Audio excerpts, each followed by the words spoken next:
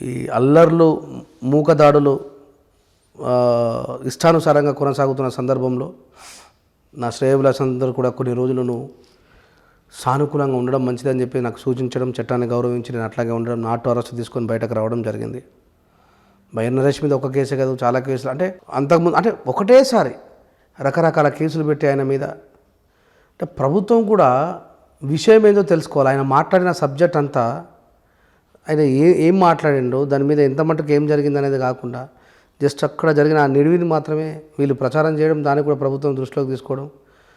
న్యాయ వ్యవస్థ కూడా పూర్తిగా రాజ్యాంగానికి విరుద్ధంగా నడుస్తుంది అనేది క్లియర్గా కనబడుతుందన్న.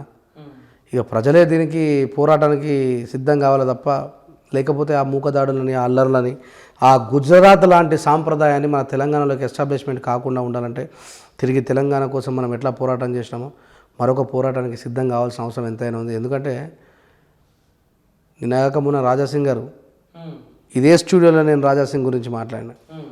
ఆయన పీడీ యాక్ట్లో జైల్లో ఉన్నప్పుడు వాళ్ళ భార్యకు కనీసం అపాయింట్మెంట్ కూడా ఇస్తలేరు అని చెప్పేసి.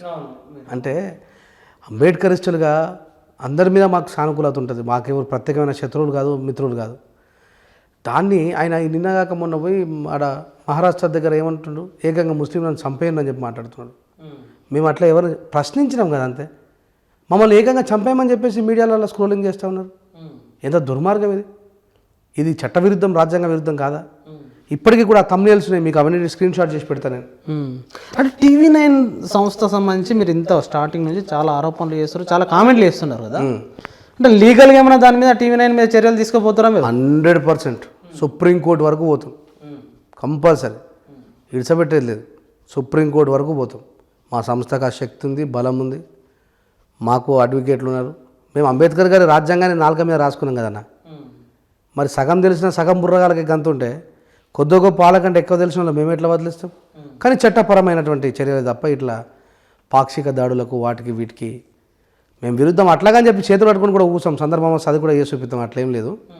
ప్రజలు తిరుగుబాటు చేసినాడు, ఎవడు ఆపుతాడు? అయితే ఈ దాడుల సందర్భంగా బాధితులతో T10 మేము ఇంటర్వ్యూ చేస్తున్న సందర్భంలో బాధితుడు బాలరాజ్ చెప్పినది కానీ, మీ అమ్మగారు చెప్పింది కానీ, దిగంబర్ గారు చెప్పింది కానీ, బాధితులందరూ చెప్పిన ఒక కామన్ ఇన్సిడెంట్ ఏంటంటే, ఫస్ట్ సివిల్ డ్రెస్లో ఉన్న బీజేపీ బజరంగ్ దళాలు వచ్చి దాడి చేసిన తర్వాత మిగతా వాళ్ళు యాడ్ అయ్యారు. అవును. ఇలాంటి సందర్భాన్ని ఒక అంబేద్కరిస్టులు కానీ, తెలంగాణ ప్రోగ్రెసివ్ శక్తులు కానీ ఎట్లా చూడాలి, ఎట్లా తిప్పికొట్టాలి వీళ్ళని? ఇప్పుడు ప్రజాస్వామిక ఉద్యమం ద్వారానే సాధ్యమవుతుంది. ఇక్కడ ఉన్నటువంటి ప్రభుత్వం మనకు సానుకూలంగా స్పందించకపోతే ప్రభుత్వాన్ని కూలగొట్టడం వల్ల ఒక సాధ్యమవుతుంది. అంటే ఇప్పుడు వీళ్ళు ఆలోచించుకోవాలి. ఈ సంస్కృతి మనది కాదు. మన దగ్గర ఎన్నో పోరాటాలు వర్ధిల్లినాయి, ఎన్నో పోరాటాలు, అన్ని రకాల సామాజిక వర్గాల పోరాటాలు వర్ధిల్లినాయి. ఇది ఏ రకమైన పోరాటం అన్నట్టు? ఇట్లా మూకదాడులు చేసి మనుషుల్ని చంపడం కోసం ప్రయత్నించడం, అసలు ఏ ఆటవిక సమాజంలో ఉన్నాం నాకు అర్థమవుతలేదు. ఇప్పుడు దానికి రెచ్చిపోయి తిక్కలేసి ఇక్కడ పోరాటం ఎట్లాగో నిరుద్యోగులమే ఉన్నాం, తిరుగుబాటు చేయాలని చెప్పేసి. అంటే ఇప్పుడు ప్రభుత్వము దాన్ని అరికట్టకపోతే మళ్ళీ ప్రజలు నక్సలిజం వైపు ప్రభావితమయ్యే అవకాశాలు లేవా? ఉన్నాయా లేవా? ప్రభుత్వం రక్షణ కల్పించాల్సిన ప్రభుత్వం రక్షణ కల్పించకపోతే మనిషి స్వయం సంరక్షణ కోసం వెతుకుతాడుగా, అవునా కదా? ఇప్పుడు ఏం చేద్దాం మరి? నేను ఒకటే అంటున్నాను, తమిళనాడులో ఎందుకు లేవు ఇవి, కేరళలో ఎందుకు లేవు ఇవి? మనది మన సొంత ప్రభుత్వమే, మనం కష్టపడి నిర్మాణం చేసుకునేది కదా. ఎవరో నలుగురు పోరాడితే వచ్చింది కాదు కదా తెలంగాణ.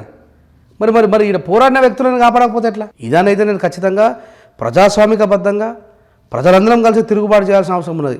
అప్పుడేమో ఆంధ్రాల మీద తిరుగుబాటు చేసినామని చెప్పేసి ఒక పోరాటం చేసినాం. ఇప్పుడు ఈ గుజరాత్ వాళ్ళ మీద తిరుగుబాటు చేయాలి, గుజరాత్ బానిసల మీద తిరుగుబాటు చేయాల్సిన అవసరం ఉన్నది. గుజరాత్ బానిసల మీద 100% గుజరాత్ బానిసలు, గుజరాత్ బానిసలు, బీజేపీ గుజరాత్ బానిసలే, 100% గుజరాత్ బానిసలే, అంబానీ బానిసలే, ఆదాని బానిసలే. దేశం మొత్తం దేశం నమ్మెత్తుండగా కూడా ఇంకా మనం కన్ను తెరిచి చూస్తూ గుడ్డలాగుంటే ఎవడో కూడా నిజాన్ని చెప్పాల్సిందే కదా. ఈ సంస్కృతి ఎవరిది మరి? మనిషిని చంపేయడం సంస్కృతి మనది కాదు కదా. ఎవరి సంస్కృతి అది? 100% వాళ్ళదే. గోదరాఖండ్లో ఏం జరిగిందో ప్రజలు కనబడతలేదా, చూస్తలేరా? చంపే ఒక్క బీజేపీ ఎంపీ అయినా సరే అన్పార్లమెంటరీ లాంగ్వేజ్ ఉపయోగించకుండా, చంపేయమని చెప్పకుండా న్యాయబద్ధంగా చట్టబద్ధంగా ఒక్కొని చూపెట్టి మాట్లాడేటోని. ఆవును కోసం చంపేసలే. మళ్ళీ ఈ దేశంలో అన్నిటికంటే ఎక్కువ ఆవు మాంసం ఎక్స్పోర్ట్ అయ్యేది గుజరాత్ నుంచి. రికార్డులు చెప్తా ఉన్నాయన్న. రిజిస్ట్రేషన్లు ఎక్కడెక్కడ గోశాలలు అదే గోవుని కట్ చేసే అవి ఉన్నాయి కదా చికెన్ సెంటర్ లాంటి గో సెంటర్లను ఏర్పాటు చేసిన ఎక్కడున్నాయి దేశంలో అన్నిటికంటే ఎక్కువ అంటే గుజరాత్లోనే రిజిస్ట్రేషన్ ఉన్నాయి. ఇప్పుడు మనకు క్లియర్గా అర్థమైపోతుంది ఒకటే ఒక రాజాసింగ్ మన ప్రజలు కూడా తెలంగాణ ప్రజలు కూడా ఉన్మాదులై ఆలోచిస్తున్నారు అలా నేను క్లియర్గా చెప్పిన. ఎప్పటివరకైతే క్రైస్తవులు, ఎప్పటివరకైతే ముస్లింలు, ఎప్పటివరకైతే బుద్ధిస్టులు, ఎప్పటివరకైతే సిక్కులు, ఎప్పటివరకైతే ఎథిస్టులు ఉంటారో అప్పటి వరకే మనల్ని హిందూ అంటారు. వాళ్ళు వెళ్ళిపోయిన తర్వాత మనం అందరం హిందువులో ఉంటే ఏమంటారు? మళ్ళీ కుమ్మరుడు కమ్మరుడు చాతుర్వర్ణం ఇదే వస్తుంది. రాజ్యాంగం విలువ ఈ ప్రజలకు అర్థమవుతలేదు, అదొక ఉన్మాదంలో ఉన్నారు.